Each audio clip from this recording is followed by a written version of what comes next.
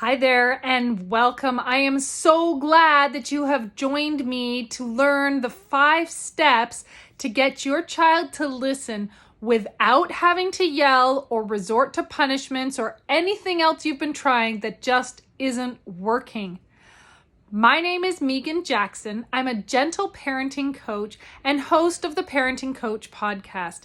And I'm really excited to be able to share with you some strategies that are going to help you win over cooperation with your child.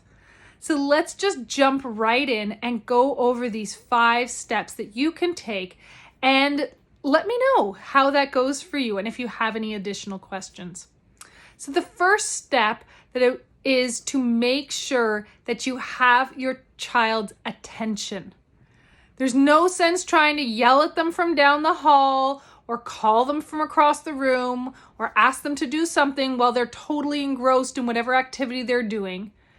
And then that just makes you feel so much more frustrated that they didn't listen because they probably didn't even hear you in the first place. So step 1 is to make sure you have their attention. The next step is to hear if you've asked them to do something and they aren't cooperating with you. Try to find out why. What's going on their side of the story? You see, children listen and cooperate more when they feel heard and understood. So if you see that they're not doing what's been requested, you can either take a guess and find out, or ask them what's going on. I notice that your clothes are still all over the floor. What's up? Ask them what's going on. Why aren't they? Sometimes you can figure it out. And if you just ask them in a non-judgmental, not like you're angry kind of way, but an actual, I'm curious, what's going on? Then you might find out they could be exhausted. They could have been having a really bad day. They could be hangry. They could be, tired, or maybe there's something else going on. So when you hear their side of the story, listen to them, give them a chance, then they just feel so much more understood and heard and cared for, rather than just being told what to do all the time. That's when you meet a lot of resistance from children. The third step is to offer empathy, to let them know that you can see their point of view. You do not need to condone it if you really disagree with them. However, you can at least take the time to hear their side of the story and see where they're coming from and understand their point of view. Again, that helps to let the guard down. They feel like you're on their side and you're not out to judge them or blame them or shame them or get them in trouble. You really want to be on their side. This is a relationship we're building. We aren't here to have robots just do as they're told all the time, although certainly it would be so much more convenient, I can understand. But when they hear that you're on their side and you want this relationship with them, that's when they're going to have that inner motivation to cooperate with you. So step 1, get their attention. Make your request. Step 2, if they aren't cooperating with you, try to find out why. Step 3, offer some empathy. Here you can also share a story when if it's appropriate, of when you felt the same way and I get it. I felt the same way. Making sure it's not all about you, but that your story is relevant. And then the fourth step is to share your point of view. What are your concerns? What do you need? How are you feeling? Again, I want to encourage you to let go of any lectures or I told you so's.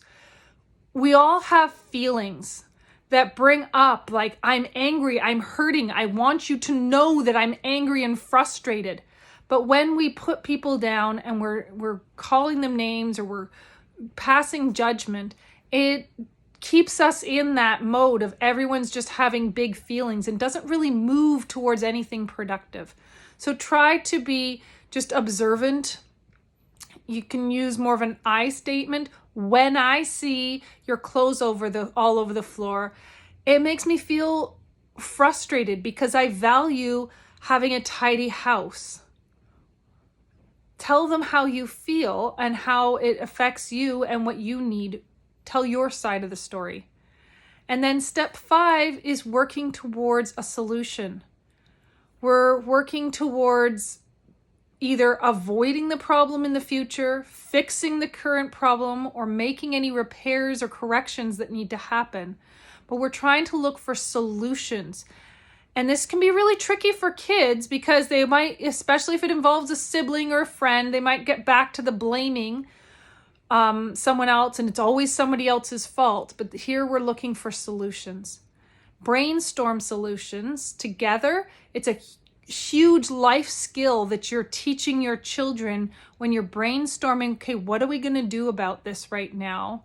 What are the possibilities? We're going to pick one, try it out. This really helps with a growth mindset because this is real life. We pick solutions, we try one out, they work, we celebrate, they don't work, we try again. This may sound to you like, oh my goodness, Megan, this is going to take forever for every little conflict I have with my children. And I can assure you the first few times it might feel hard or awkward, but if you get into this, it really doesn't take all that long. Let me give you an example. You have a child who's playing, but you need to get into the car. So you can come up, get down on their level, sit beside them for a second, get into their world so they know that you're there. Hey, buddy, need you to clean up your Lego now. It's time to get going. And they're not listening, they're not cooperating. Or you might recognize, they're still in play. So we're doing step 1. Why aren't they cooperating? Either asking them or you're recognizing, they're still into this. Step 2, that was step 1 and 2. Now we're on to step 3, that's the empathy. I know, it's really hard. You're enjoying your Lego so much. I totally get it. However, now it's time to get in the car. We have an appointment to get to. We're already on to step 4. And then step 5, we can come up with solutions. Would you like to leave that cool creation on the shelf here and you can come back to it when we get home? That didn't take all that long, but it showed instead of coming in, we're late, we have to get in the car, let's go. Why aren't you listening to me? That is going to make a very upset child who's going to be very grumpy all the way to the car. But if you just take the time, I see that your creation is important to you. I know you're having a hard time. We still need to get in the car, but why don't we come up with a solution? Maybe you could come back to it after. It doesn't have to take that long. If it's a bigger situation though, because you've gotten used to this, when you have a teenager and a real big life problem, they would be more willing to cooperate you, have some negotiations, figure it out what's going on with them. So I hope these 5 steps help you. I have a really handy download for you, so check out the button for that. It's a handout. It'll give you all these points all on there so you can print that out and have that.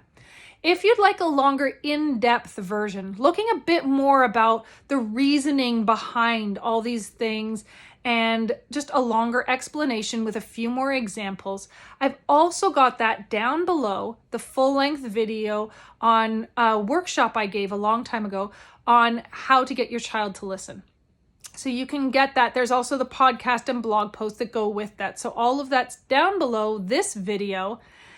Be sure to check out all those extra resources. I'm going to be sending you another email with some other videos on some ways to connect with your children and also to find me. I hope you'll join our Facebook group and stay connected. Take care and have a joyful day.